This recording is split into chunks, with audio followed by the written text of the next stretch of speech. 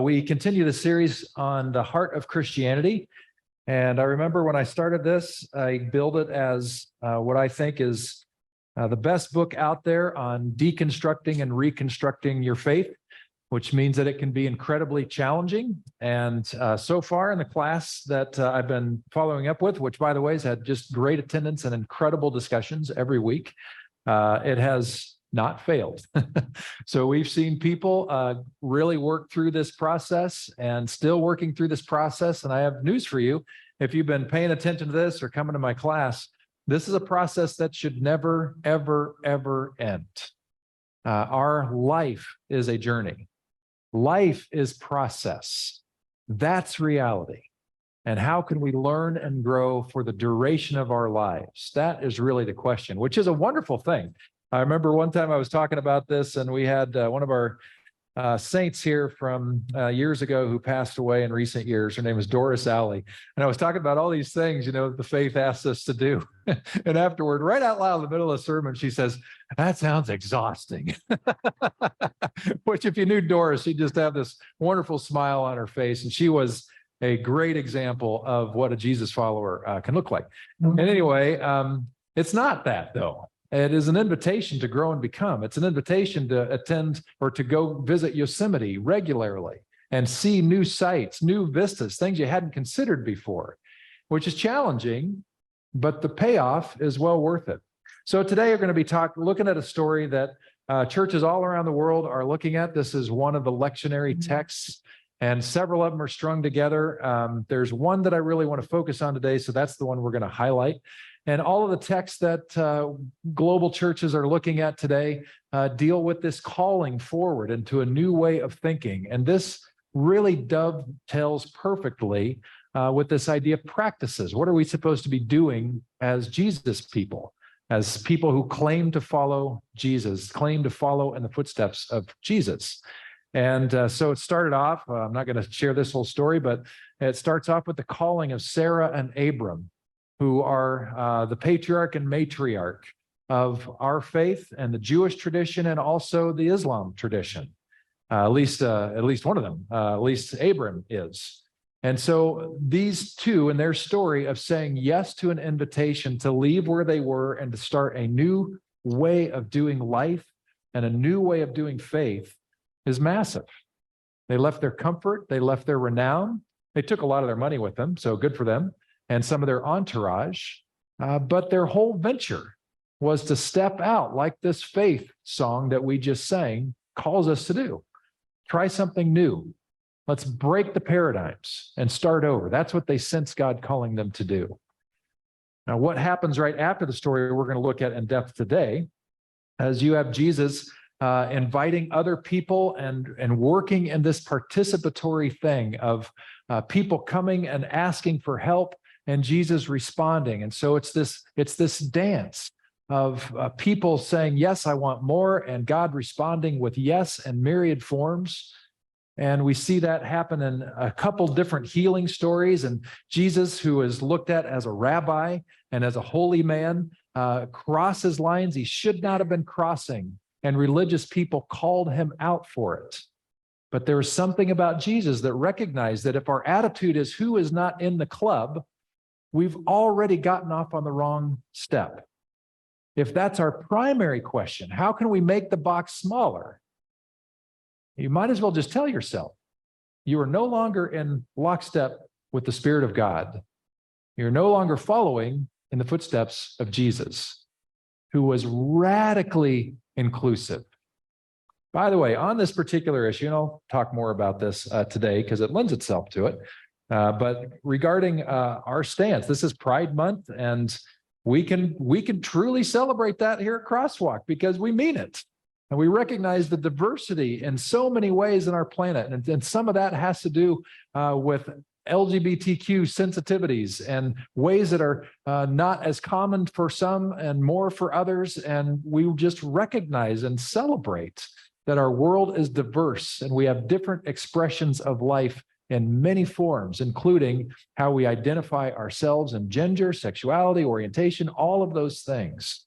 And so to that end, Stephen Corley reminded me and I asked him to print off an editorial piece that showed up in the Napa Valley Register, who probably, since Stephen's on that board, he probably helped write this to some degree, maybe a paragraph or two. So anyway, he has some of these to hand out. If you didn't get a chance to read it, please read it. If my sermon gets really boring, at least you have an interesting read. So there's something there. So thank you, Stephen, for copying that out. And I encourage you to read it because Napa is an inclusive town. And I'll talk more about what that means and how do we think about these things. Because even today in our country and even in a mainline denomination called the United Methodist Church, this is still an incredibly divisive issue. And that very large denomination, who is very similar, by the way, to the American Baptist Convention of the United States, which is what we're a part of, they're very similar in their orientation on things. It is breaking them apart, and it's breaking hearts in the process. And it's sad to see that this is the reality. It's to be expected from human beings, but it's sad nonetheless. So let's take a look at a passage where Jesus is breaking through one of these barriers. So as Jesus was walking along, he saw a man named Matthew sitting at his tax collector's booth. So let's just stop for a moment and recognize some things here. First of all, we have a guy named Matthew. This happens to be from the Gospel of Matthew. This is the guy that this gospel is named after, which is remarkable because he's sitting at his tax collector's booth, which, if you've got your Sherlock hat on, what would you guess is his occupation? A tax collector, right. These were completely despised people in ancient Israel, even more so than IRS agents are today. And the reason they were is because they didn't have the interweb like we do today. They didn't have a gazillion forms that we could look at. They didn't have Google search that you could go and go through the archives to find out exactly to a penny how much you owed for your taxes. The person who told you what you owed was the tax collector. He knew exactly how much he had to get from you to satisfy Rome, but he had to decide how much more he could get away with to line his own pockets. And they did that very well, which is why they were extra hated. Beyond collecting taxes for Rome, they were looked at as traitors in that regard, but they were also looking at as benefiting off the backs of their own people. They were despised. But Jesus sees this guy who's absolutely despised and is not welcome in any Jewish circle, except in his own like-minded people, other tax collectors and other quote-unquote sinners. And Jesus sees this guy and doesn't shake a finger at him and say, naughty, naughty, naughty, or you're sinful by your nature or by your choice. He says, follow me and be my disciple. Come and learn from me. Come and learn my way. And by the way, for a rabbi to invite somebody to be your disciple is no small thing. This is a very, very select audience. Usually in the rabbinical world, you had to really go through the paces to be welcomed under the tutelage of a rabbi. The people that Jesus chose, not the ones who, had the best education, the best pedigree. He chose ordinary people. And now he's choosing more than an ordinary person. He's choosing somebody who is hated by his countrymen for a reason. Follow me and be my disciple. This is a huge, huge invitation to the table. And Jesus said to him, so Matthew got up and followed him. Remarkable. So something is transacting in Matthew. We're not sure what, but something enough for him to leave that, presumably, profession behind, walk away from the greed that was inherent in that, because he sensed there was something better with this Jewish peasant rabbi. I remind you that Jesus was not this really well-off, well-dressed, wearing the right shoes, wearing the right handbag, driving the right kind of camel. This is Jesus who's dirt poor, who most of his life was grateful to have one meal a day. And there were probably many days he did not.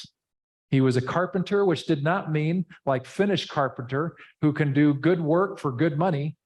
He was probably like a rough carpenter of his day, meaning very little money, very little means to do well with. He was part of the 0.1% extreme peasant class. So for Matthew to look at him and say, I'd like more of what you've got, that's ridiculous. Something sparked with him and to say, I have to go with this guy. I can't not go with this guy. So later, Matthew invited Jesus and his disciples to his home, which was probably a pretty nice home, as dinner guests, along with many tax collectors and other disreputable sinners. You know what that means? This is going to be a great party. That's what this means. This is going to be amazing. And so Jesus, this rabbi, and his followers are going to this party with all these people that nobody from the church crowd is okay with. They're in the wrong place now. But when the Pharisees saw this, probably from across the street, Pharisees, by the way, my friend and colleague, Jim Brenneman, who's spoken here, he's the president of our related seminary in Berkeley and also a biblical scholar. He would correct the gospel here and say that these are true Pharisees that we're looking at, but they're kind of Pharisees gone amok, because Jesus was a Pharisee and Jesus was a healthy, well-minded, growing Pharisee. But what we saw in Jesus's world, who were taking shots at him, especially in the northern region where the Pharisees dominated, they had gotten into the same rut that we often get into. They were focused on legalism. They were focused on the letter of the law instead of the spirit of the law. They were focused on keeping the box tight and small. And so they were reacting to what they were seeing. When the Pharisees saw this, they asked his disciples, not Jesus, but his disciples, who were easier prey, why does your teacher eat with such scum? Now, I like that the New Living Translation, which I use a lot, gives us that word plainly, because it's probably a very accurate translation for what they thought of the partygoers in this space. And by extension, are considering whether or not the scumminess of the party hosts and comrades, just how much that scumminess was going to rub off on Jesus and the other disciples. Because the Pharisees, mind you, good church-going folk, would never be caught there with them. These others who have betrayed Israel and betrayed the faith.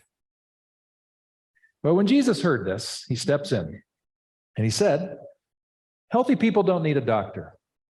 Sick people do. Then he added, now go and learn the meaning of this scripture. He's quoting scripture to these scripture nerds. I want you to show mercy, not offer sacrifices. For I have come to call not those who think they are righteous, but those who know they are sinners. Or put another way, from Eugene Peterson's translation called The Message, I'm here to invite outsiders, not coddle insiders. Pretty good stuff. Might want to memorize that one, because that's a good practice of Jesus. Who are we as followers of the Spirit of God? And so my questions that I have for us today, pretty simple. So easy to answer. How are we like the characters in this story? And there are characters in the story that we want to be like. There are characters in this story that we wish we weren't like. And there are some characters in the story that we hope we're never like. And I'm wondering what your capacity is to be comfortable wondering about such things. And by the way, speaking of comfort and uncomfortableness, shout out to Gordon Wagner for teaching last week. I thought he did a fantastic job. Yeah, very good. And I just want to say, if any of you would like to make lots of people uncomfortable, you're welcome to teach. If you've got something, he told me 3 months ago, I've got a fire in my belly. I'd love to talk about this passage. And I knew it would fit last week. And so I knew I needed covering. And so it worked out great. If you've got a fire in your belly about something, I will help you craft stuff and think things through. I'll resource you with stuff, help you with stuff. We've had some people do this in the past. Pam Gums taught in January, which I deeply appreciated, a teaching she's probably given many times in her work with a nonprofit. So I knew she was a pretty easy handoff, and Gordon's been in theater forever, so I knew he was an easy handoff. So if it terrifies you talking, I can help some with that, but that's part of a wonderful reality of our church, is we lean into the priesthood of all believers. And if you've got something to say, I want to help you define that and say it if you want. Just let me know, and we'll work on that together. So, but this all has to do with being uncomfortable. And so we have an uncomfortable thing right before us here, which is to wonder about ourselves. And then sort of these underlying questions as we sort that out. Who are we being invited to become? Because there are some invitations happening here all over the place in this story. And if we're being invited to become something, how do we go about doing that? And the reason on a day where we talk about practices, I'm so thrilled that this text showed up as the text to talk about, is because I could very easily talk to you about things that you already know about if you come to Crosswalk Munch.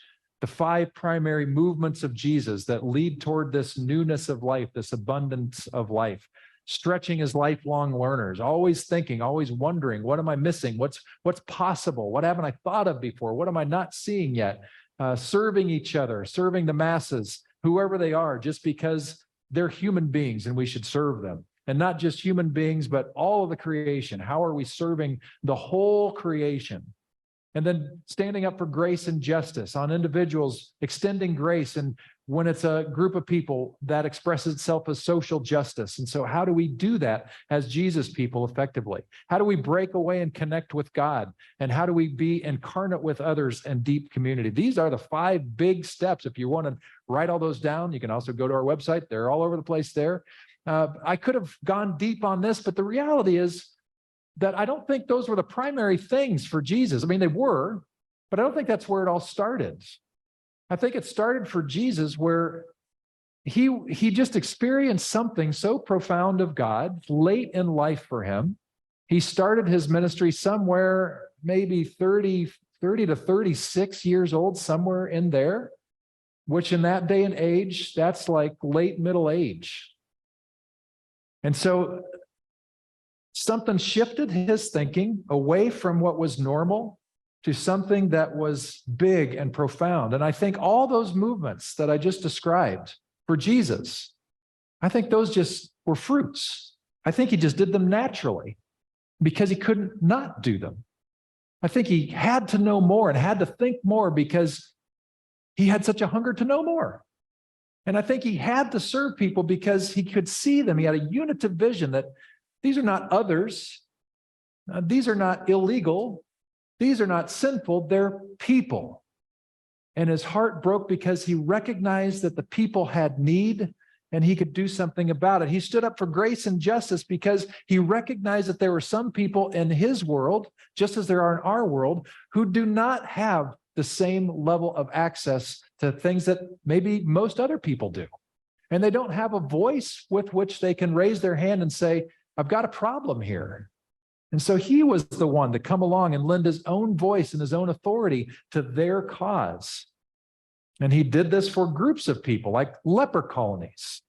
When he heals them, when he sends them home, it's like he's saying to the leaders of Judaism, you got this whole group wrong.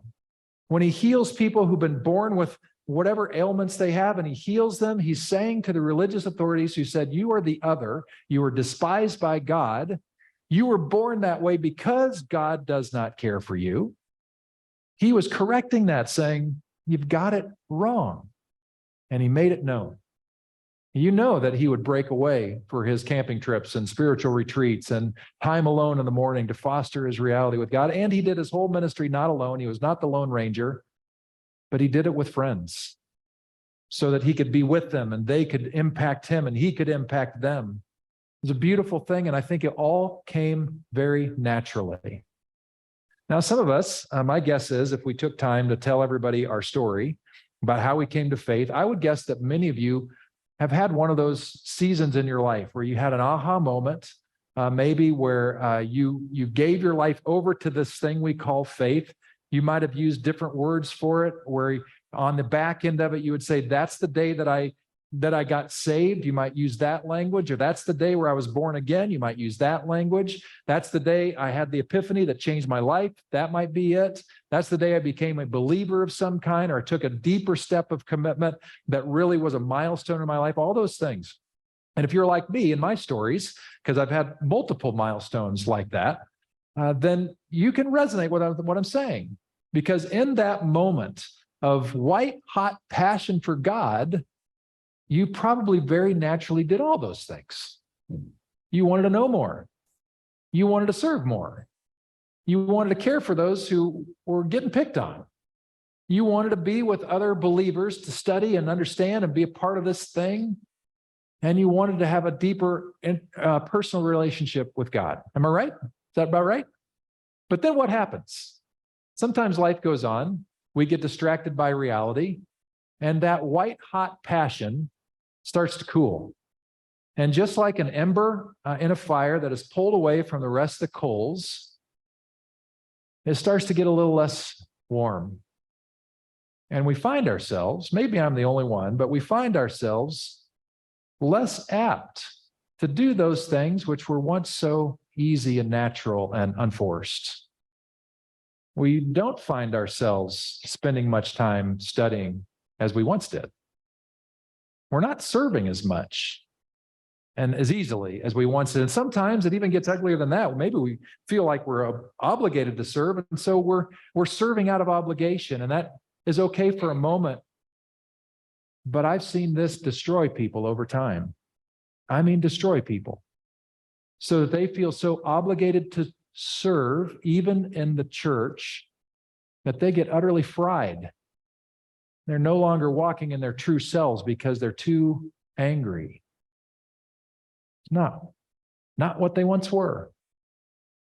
Sometimes we used to show up for people, and we haven't. Sometimes we would break away to be with God so naturally, and we find ourselves not doing that. We find ourselves pulling away from community. Well, why is that? How do we correct that? Well, I got some good news for you. Just on the one side, that I think that all those movements of Jesus, they do come naturally like fruit on the vine. When we're white hot passionate for God, those same movements can help us get back to the passion. We don't have to recreate passion out of thin air. But by doing the footsteps of Jesus, this is sort of the difference of two different frames of psychology. And what I'm talking about is a behavioral approach to psychology. And in terms of your faith development, if your faith is dead, take a look at your life. Are there things missing from your life that you know that Jesus did?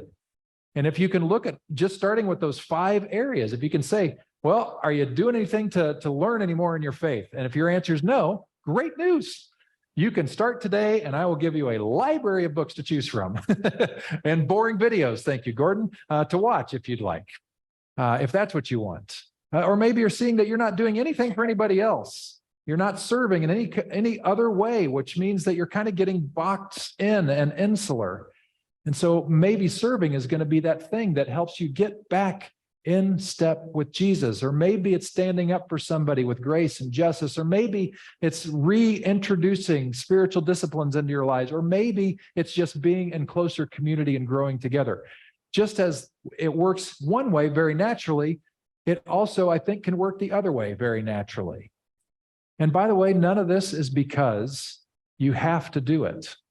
I've got fantastic news for you. You don't have to do any of this. And God isn't going to love you less. You don't have to do any of it. You are under no obligation to say yes to any of this.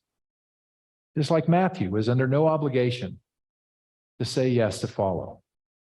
And the other people who he invited to his party, his only friends, other tax collectors and sinners, they were under no obligation to come to the party. And maybe there were some who chose not to come because they were worried that maybe it was a setup, that maybe this Pharisee called Jesus was going to act just like so many Pharisees did to them in their past.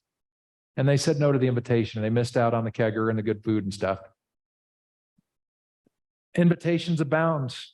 The Pharisees were invited to open their eyes to see people not as their labels that they have helped create, but as human beings who God loves. And they had the option to say yes to that invitation or no that invitation.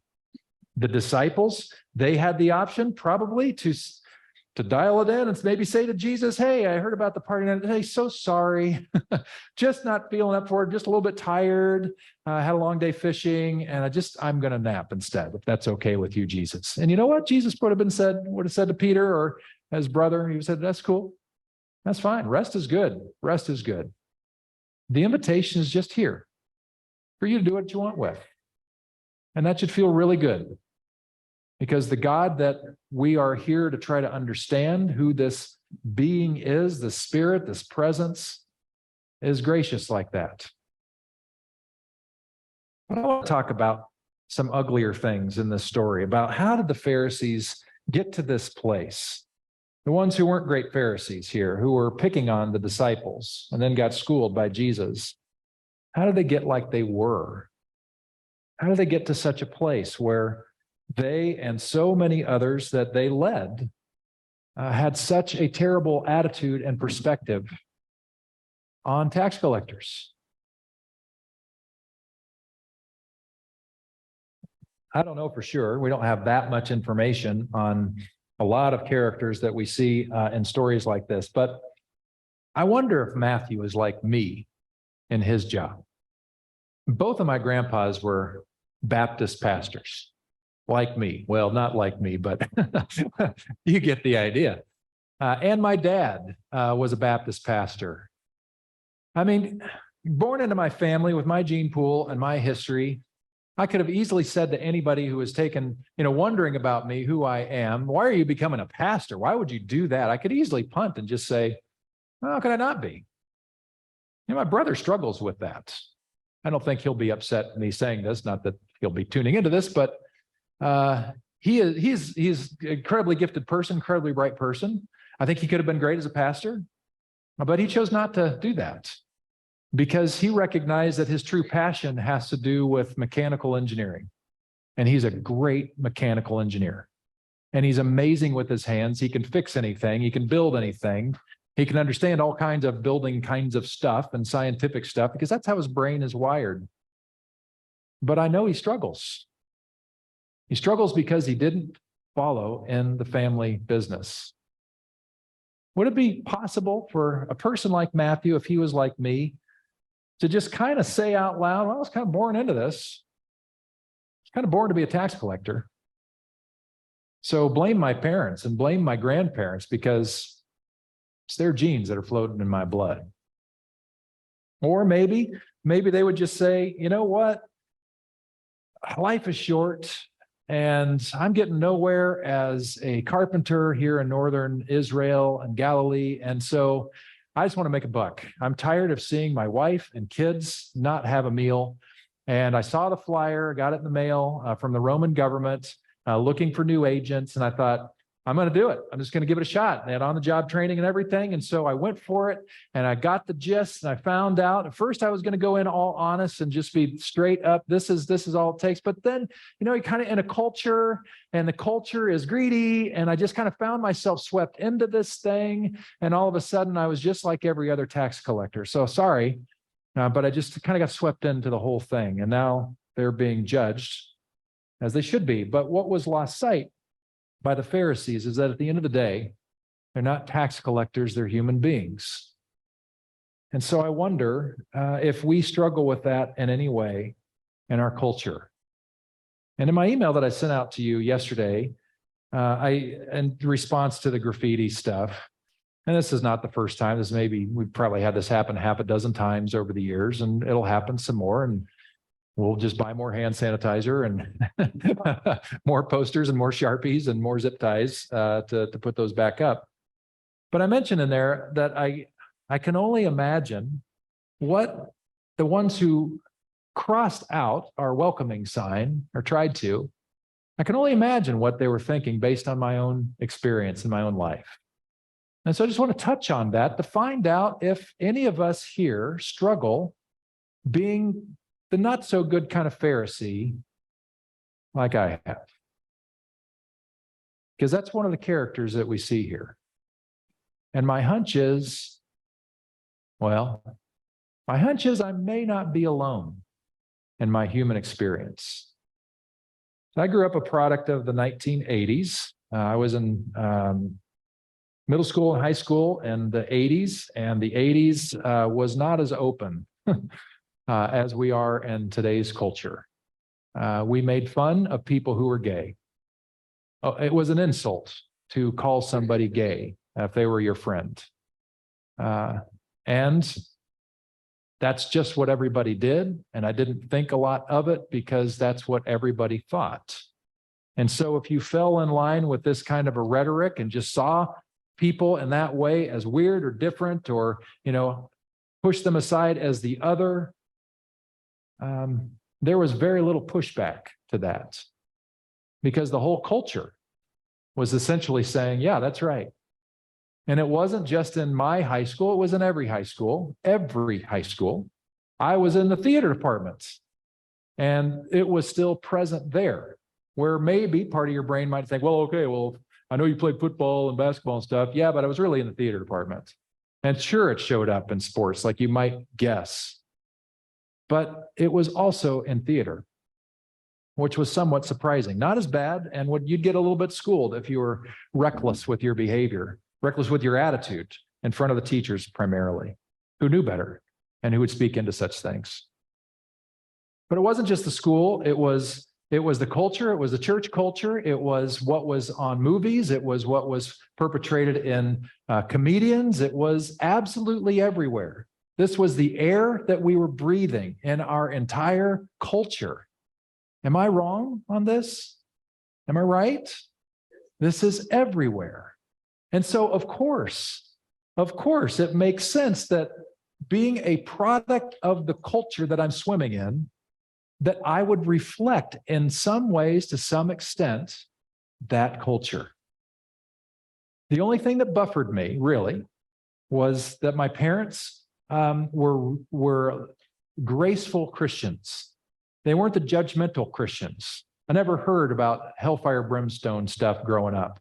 Or my motive for following Jesus never had to do with threats of hell. Never. It was always about, we want to be good people in the world. And so part of that rhetoric was, you be kind to everybody. And so that acted as a governor on me. I wasn't always kind. But I wonder what it would have been like in my world if they'd have modeled something very different. If they were outspoken about their hatred and their worldview, and were slurring. I never heard them slur anything. But what would it be like if I heard them do all kinds of slurs against people like this? My hunch is that if my role models, my parents, were doing this, then I would be more apt to behave like them, because they're my role models. They're the ones who are teaching me what it looks like to be a human being. And if they're Christians, then all the more. Lynn and I came across this bumper sticker the other day. Let me see if I can find this just briefly. We both read it. Lynn took a picture of it. There it is. Can you all see it? Of course not. So on this car, it just simply reads, this is just a couple days ago, straight, conservative, Christian gun owner. And when Lynn and I read that, after we vomited for a while, then we came back and we talked about, that sucks. It really sucks that within Christianity, within the church itself, we are struggling to follow such a basic thing that Jesus taught and modeled. And we can't seem to get it right. I mean, we kind of are, we're moving forward, but I guess I'm trying to confess to you that I struggled with this particular issue because I didn't know that I should be struggling with this issue. You know what I'm saying? The whole culture is oriented a particular way. That's the way every voice was saying, almost every voice was saying, this is how you should think. The only one that was different, the only voice that was different, something in here. that when I got to know a couple of my classmates, first in high school and then in college, it started to change. And one was a fellow classmate in high school who was just effeminate. And he knew he couldn't express more than that. But I saw how he was treated, and I thought it sucked. And I never gave him crap because I knew that he was gay.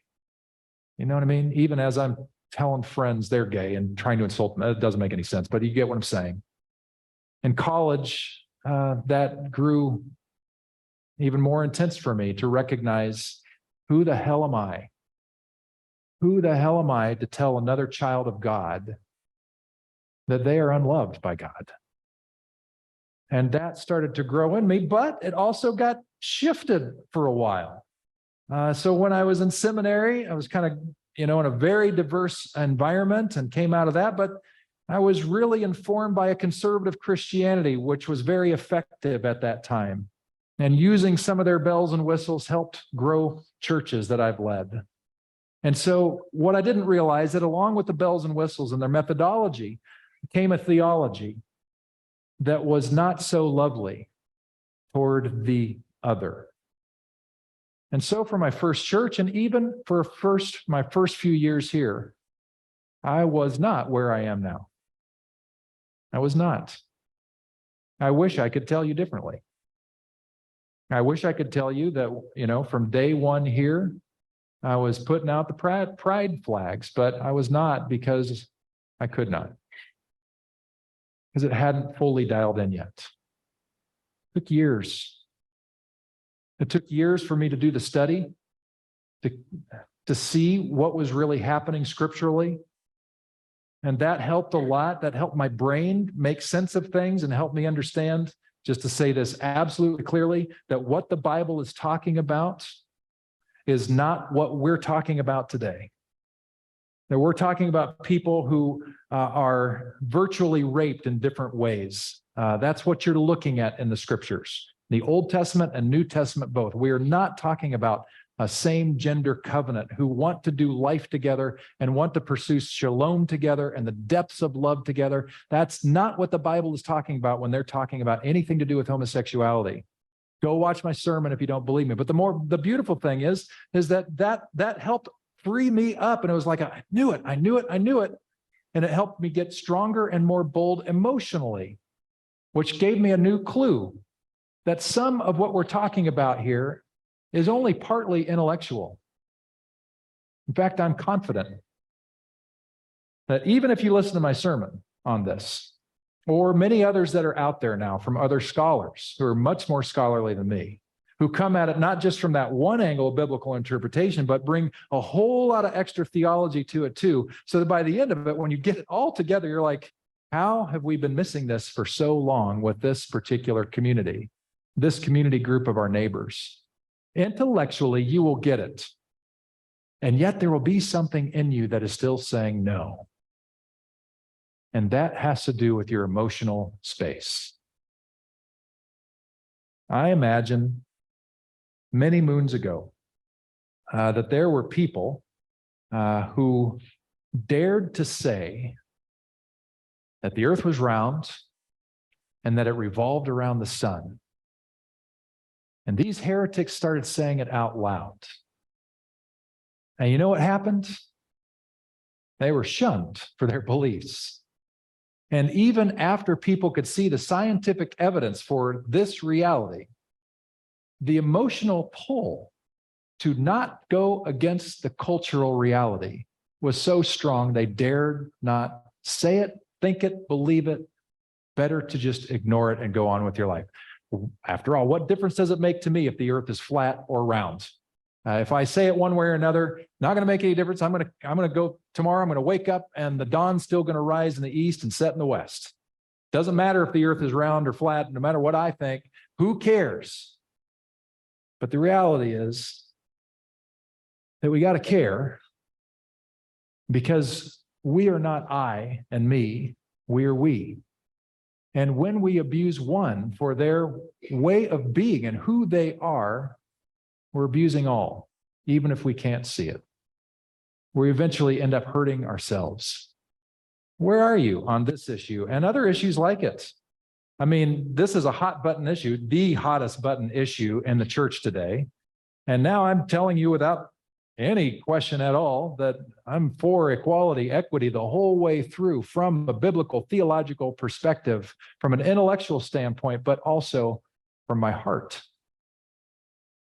That these are neighbors. These are Matthews.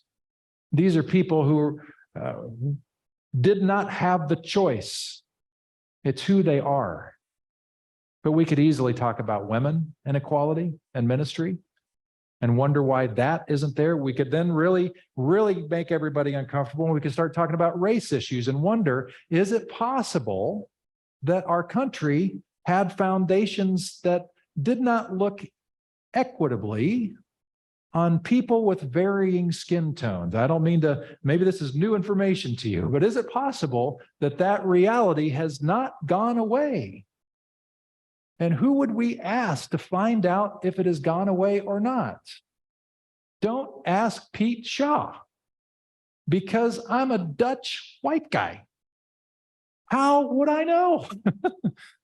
Maybe we need to ask people who don't look like me, what are things really like for you? Maybe we need to ask people who are not straight. Tell me about your experience. Maybe, especially men who love to mansplain, need to ask women, what is it like to be in a still masculine-dominated culture? Maybe when we start to listen, instead of being the Pharisees on the other side of the street, just going through our old tapes, our old cultural conditioning, maybe if we start being more like the good Pharisee Jesus and come alongside and see the humanity, maybe that will begin to soften us. Maybe when we find out that God loves everybody truly equally and is with them equally, maybe then we'll actually start to believe and grow on the depth of God's love and grace for ourselves. Maybe you're in a roadblock because you're not sure if God is really with you anymore. Maybe it's when we communicate grace and love to another through our listening and our understanding, and we begin to believe it again for ourselves. So what does it mean to follow in the footsteps of Jesus? What does it mean to practice like Jesus? It's all in this one story. It's all there. It's the reaching out. It's seeing people differently. It's choosing to invite in. It's choosing by that invitation to say that there is more. Everything is wrapped up into this story, and all of us is wrapped into this story. There are some days when I bet you're a lot like Jesus. Keep going and doing that. There are some days when you're the draggies like the disciples, and you're just trying to figure out what the heck is going on. Where is Pete taking us now? Cool. All right. There are some days where you're like the draggies from Matthew's friends who are just coming in to try to understand this new reality called process theology, or whatever Borg has to say, and so many other voices that are stretching our thinking all the time. How big is God? How much more can we take? And the beauty of that. And unfortunately, there are times when we feel judged like Matthew, and worse when we are the judger, like the Pharisees who didn't get it. What is the Spirit saying to you today about practicing, about following in the footsteps of Jesus? I want to have just a moment of quiet with you, and then we'll get to this prayer. It's a rendition of the Lord's Prayer. I modified it a little bit here and there, so that's just to keep you awake. But before we get to that, we'll say that out loud. Then I have one final thing that we're going to do together after we do the Lord's Prayer. But for now, just if you don't mind, just close your eyes and be still a moment. And is there anything at all that maybe from what I said, or maybe nothing of what I said, but what the Spirit is saying to you today? Is there any take home for you today? Very specifically for you, not a generality like, oh yeah, I got to be nice people, that kind of thing. No, for you as a person. What are you being invited into?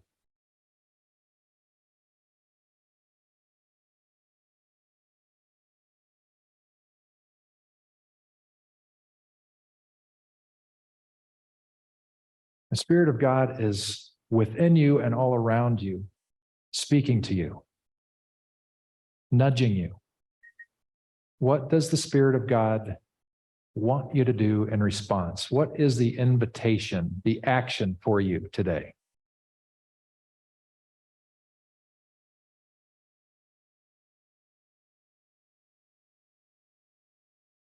Maybe for some of you, it is truly actionable, like, oh, I need to study more. I need to serve more. I need to grace more, be with other people more. I need to spend more quiet time with God. But maybe for some of you, it's time to look in the mirror and be honest about who you are and who you're becoming. Spirit of God, give us courage, even as you give us clarity. Because as wonderful and as beautiful as the shalom you invite us into is, it is terrifying to look at ourselves. We don't want to see the ugly parts that are true of us. We skirt around those with our friends.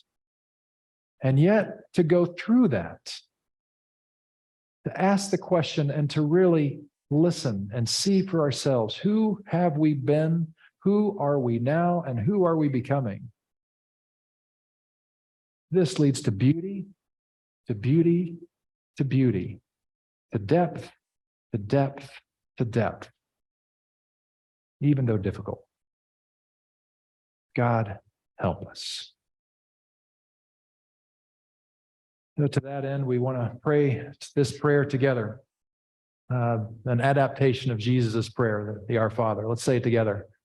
Our loving, supportive, holy Abba, your presence is here and everywhere. May your divine commonwealth come. May your will be done through us. We are grateful for the gift of food and work for all to eat their fill. May we work for a world where mutual grace and respect abound. May we foster shalom everywhere. Strengthen us for the work we're called to do. Amen. Let it be so.